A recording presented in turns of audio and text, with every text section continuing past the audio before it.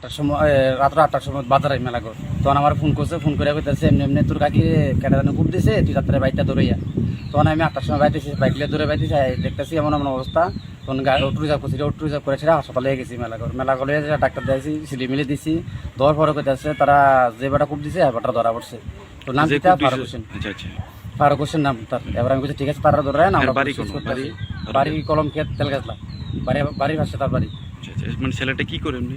এমনি ছেলেটা করে নেশাবাদ করে, কোনো কাম কিছু করে না, এমনি ঘুরে ঘুরে খায়, নেশাবাদ করে। বয়সটা কত?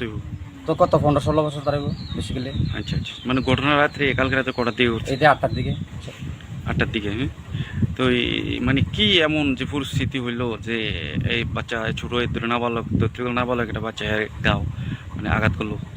সব জিনিসটি সোনার জিনিসটি এটার লেগে এমন করছে ঘটনাটা। নেশা করার লেগে টাকা পায় না, অন্য কইতাছে যে কানে জিনিসটি তার পছন্দ হয়ে গেছে, কানে জিনিসটি নেওয়ার লেগে তেমন করছে ঘটনাটা। তার নিজের মুখে থেকে স্বীকার করছে। পুলিশের সামনে করছে, বাসের দিকে মেম্বার প্রধান সবাই আসছিল, সবাই জিজ্ঞেস কি কারণে এমন করছো, তুই কি কারণে মাথা আঘাত করছ, কইছি না কানে জিনিস লেগে আঘাত করছি। তার লগে আরো কেউ আছে, অন্য কেউ আছে, দেখলা না, তে আরো 2-3 জনের লোকের সঙ্গ আছে। আচ্ছা, পুলিশ আসতো নি কালকে? হ্যাঁ, রাত্রে কালা পুলিশ আমরা গিয়ে আনছি। এখন আসামি কই আছে? ওখানে আছে, আসামি থানাতে আছে। আচ্ছা আচ্ছা, এখন থানা মামলা হয়েছে?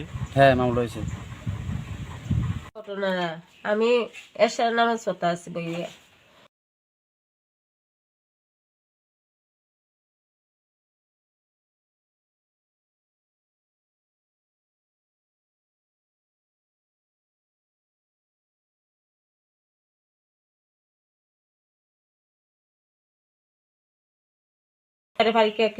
তুই কামলা গীতা করলি তুই গীতা করলি রে, আমি তোর গীতা করছি এ কথা কইতে মাত্র আমি দৌড়ে গেছি কলের কাছে।